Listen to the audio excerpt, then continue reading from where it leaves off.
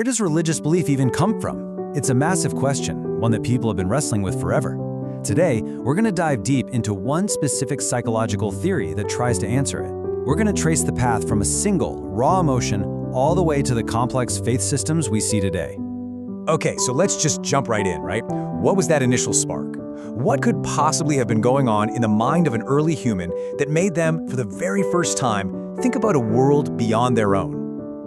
All right, so here's how we're going to break it down. First, we'll look at the emotional trigger, fear. Then, we'll see how that fear led to the first rituals, how those rituals kind of evolved into gods, and finally, what happens when science shows up to the party. So our story begins in a world that was completely unpredictable, a world without easy answers, a world that, for early humans, must have been just terrifying. And according to this theory, it's in that chaos that the very first seed of religious thought was planted. I mean, try to put yourself in their shoes for a second. You have no concept of meteorology, right? All you know is that the sky just exploded with a sound so loud and so powerful, it feels like the world is literally tearing itself apart, and you have absolutely no idea why. And right after that roar comes a flash of pure fire from the heavens. It doesn't just light up the night, it hits a tree, and that tree just explodes into flames. To you, this isn't atmospheric physics. No way.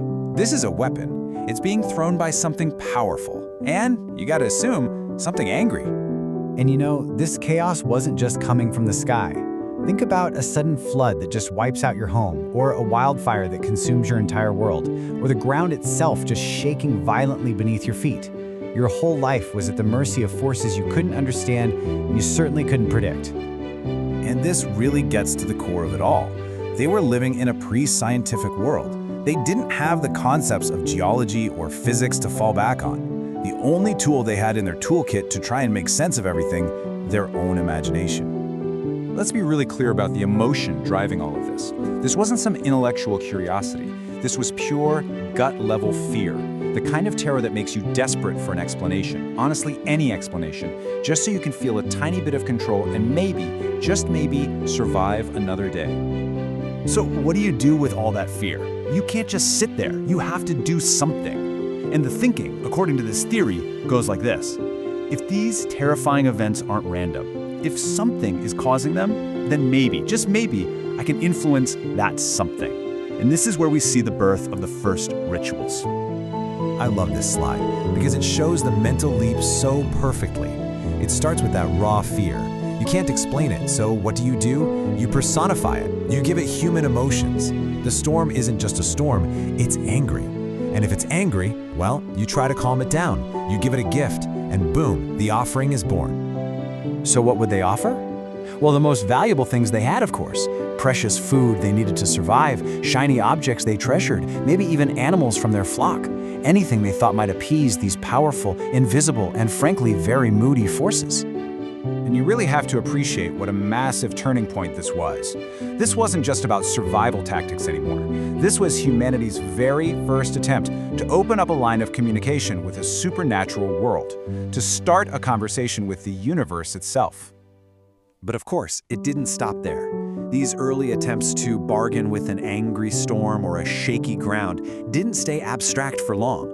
Over time, that angry storm was given a name, a backstory, a whole personality. This is the moment when the forces of nature started to become actual gods. And this timeline just lays out that evolution beautifully.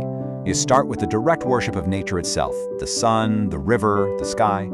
Then, as societies get more complex, like in Sumer and ancient Egypt, you get a whole cast of characters. A sun god, a rain god, a fertility goddess. That's polytheism. And eventually, as societies grew even bigger and more centralized, so did their idea of the divine. This leads us to monotheism, the idea that all those separate powers, the sun, the rain, the harvest, are all actually under the control of one single supreme being. So we've come a long way, from a spark of fear to organized religion. But the story doesn't end there, because a new player enters the game. A new way of explaining the world arrives on the scene, and it changes everything.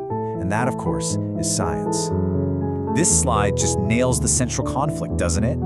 Let's go all the way back to lightning. The religious explanation is personal. An angry power is throwing fire.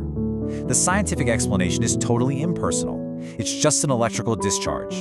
The mystery is replaced by a mechanism. The who is replaced by a what. So here's where the theory lands. If belief was born in the first place to explain the unknown, what happens when science starts explaining all those things instead? Well, the theory suggests that as our scientific knowledge grows, the space for supernatural explanations just naturally starts to shrink.